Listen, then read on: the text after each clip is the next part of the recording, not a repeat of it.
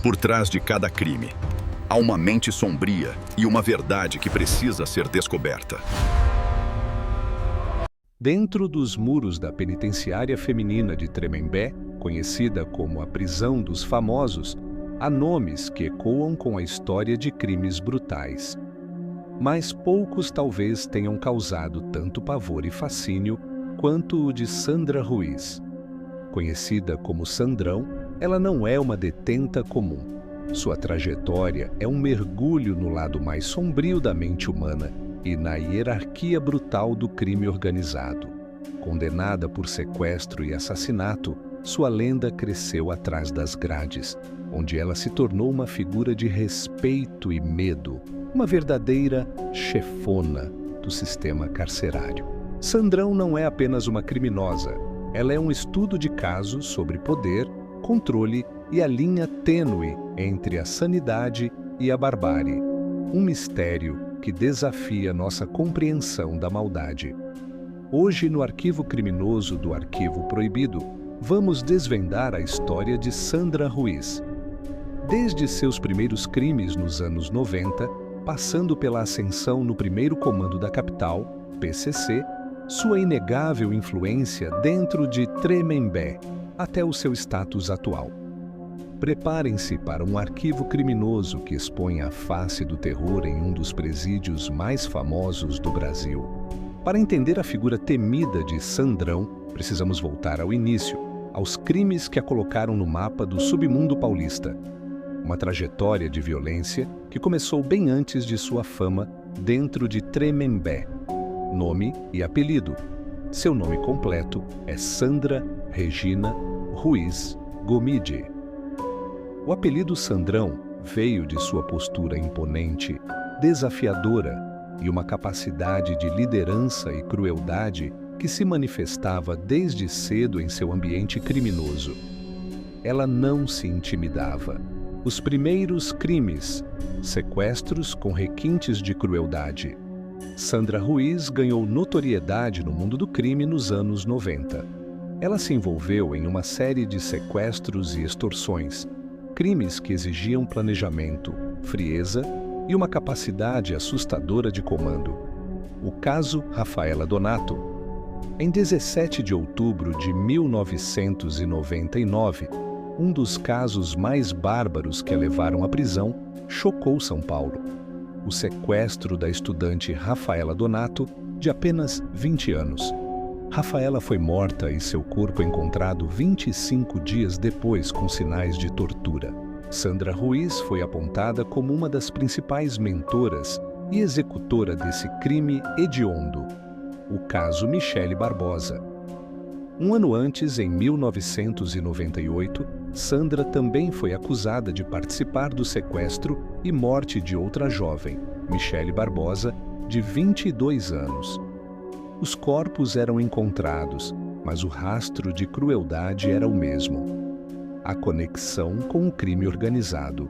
Sua ligação com o PCC, primeiro comando da capital, começou ainda fora das prisões, consolidando sua posição no submundo. Ela não era apenas uma executora, era uma articuladora, alguém que entendia as engrenagens da facção e sabia como operar em meio à violência. Essa conexão seria crucial para sua ascensão carcerária. A chegada na prisão. Condenada por sequestro qualificado e homicídio, com penas que somariam mais de 50 anos, Sandra Ruiz foi transferida para o sistema prisional feminino. Lá, ela não seria apenas mais uma detenta. Dentro dos muros da prisão, a vida é uma luta constante por poder e sobrevivência. E Sandrão demonstrou ter uma habilidade brutal para prosperar nesse ambiente hostil. Poder no xadrez. Sandra Ruiz rapidamente se destacou. Sua inteligência, frieza e, acima de tudo, sua lealdade e conexão com a cúpula do PCC a levaram a cargos de liderança dentro da facção no sistema prisional feminino. Ela se tornou uma das principais gravatas do PCC, ou seja, uma das responsáveis por fazer a ponte entre a liderança masculina e as alas femininas. Tremembé, um microcosmo do crime, A Penitenciária Feminina II de Tremembé, também conhecida como Santa Maria Eufrásia Pelletier, por volta dos anos 2000, apesar de abrigar detentas de casos de grande repercussão, não estava imune à influência das facções. Pelo contrário, ela se tornou um palco para a demonstração de poder de figuras como Sandrão. Ela era responsável por fazer a ponte entre a liderança do PCC fora e dentro dos presídios femininos, garantindo que as ordens fossem cumpridas. Regras e disciplina na cela. Sandrão impunha sua própria ordem baseada nas leis da facção. Detentas que a desrespeitavam ou que iam contra as disciplinas do PCC enfrentavam retaliações severas. Há relatos de sua participação em punições dentro da própria cadeia, demonstrando um controle absoluto sobre outras detentas. Sua palavra era lei para a maioria das presas. A influência de Sandrão não se limitava à mera organização ou distribuição de tarefas. Ela estava diretamente ligada a eventos violentos e sangrentos que ocorreram dentro das prisões femininas, solidificando sua imagem de criminosa impiedosa. O caso Miriam, um dos episódios mais chocantes que consolidam a imagem de Sandrão, foi o assassinato brutal de uma detenta chamada Miriam em 2004, na Penitenciária Feminina de Santana, antes de ela ser transferida definitivamente para Tremembé. Miriam foi espancada e estrangulada, e Sandra Ruiz foi apontada como mandante e participante ativa do crime. O motivo? Supostamente, Miriam teria roubado um cigarro ou desrespeitado as ordens da facção, uma afronta imperdoável. Transferências e isolamento. Por conta de seu poder e da violência que gerava, Sandrão foi alvo de inúmeras transferências para presídios de segurança máxima e celas de isolamento, em tentativas do sistema de quebrar sua influência. No entanto, sua capacidade de comunicação e controle parecia inabalável, conseguindo, mesmo isolada, manter seu poder sobre a massa. Conexão com grandes eventos. Acredita-se que Sandra Ruiz teve papel importante na comunicação e coordenação das grandes rebeliões do PCC que ocorreram em todo o estado de São Paulo em 2006. Mesmo atrás das grades, sua voz e comando chegavam aos membros da facção, organizando a guerra por dentro.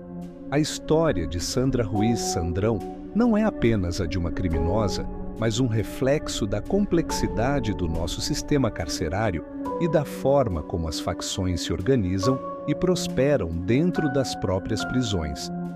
A pena e a progressão. Sandra Ruiz foi condenada a penas que somam mais de 50 anos de reclusão. Como muitos presos no Brasil, ela também busca a progressão de regime.